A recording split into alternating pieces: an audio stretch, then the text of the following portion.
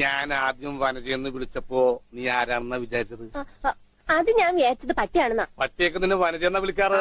ചില പട്ടികളൊക്കെ എന്നെ അങ്ങനെ വിളിക്കാം. ഓഹോ. ഞാനാണെങ്കിൽ വീട്ടിൽ നിന്ന് ഇറങ്ങിയാ പിന്നെ ഇടത്തോട്ടും വലത്തോട്ടും നോക്കുന്ന പ്രശ്നമേ ഇല്ല. വീട്, ടൈപ്പ് റൈറ്റിംഗ് ഇൻസ്റ്റിറ്റ്യൂട്ട്, വീട്, അങ്ങനെ.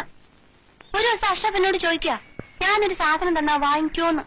എനിക്കങ്ങ് ദേഷ്യം വന്നു. എന്നാൽ എന്താ ഗോവയ്ക്ക് ഇഷ്ടമാണോ? ആരാ ചേട്ടനോട് ഈ തോന്നിയാസം പറഞ്ഞത്? എനിക്ക് കണ്ടൂടെ കോവയ്ക്ക. എന്റെ അമ്മ എന്നും കോളേജിൽ പോകുന്നേരം കുറെ കോവയ്ക്ക മെഴുക്കുവരട്ടി ഉണ്ടാക്കി തരും. എനിക്ക് ഇഷ്ടമല്ല ഏട്ടാ കോവയ്ക്ക. കോവയ്ക്കല്ല, പിന്നെ ഗോവക്ക് പോണത് ഇഷ്ടമാണോ? ആ, ഗോവയ്ക്ക്.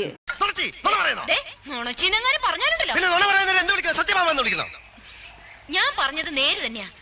ഇത് എന്റെ അമ്മാവനാ. പണം വാങ്ങിയത് വേറൊരു അമ്മാവനാ. അയാളുടെ വണ്ടിയാന്ന് പറഞ്ഞിട്ടാ ഞാൻ കേറിയിരുന്നത്. അതൊക്കെ പോട്ടെ, ഇതൊക്കെ ചോദിക്കാൻ താനാരാ?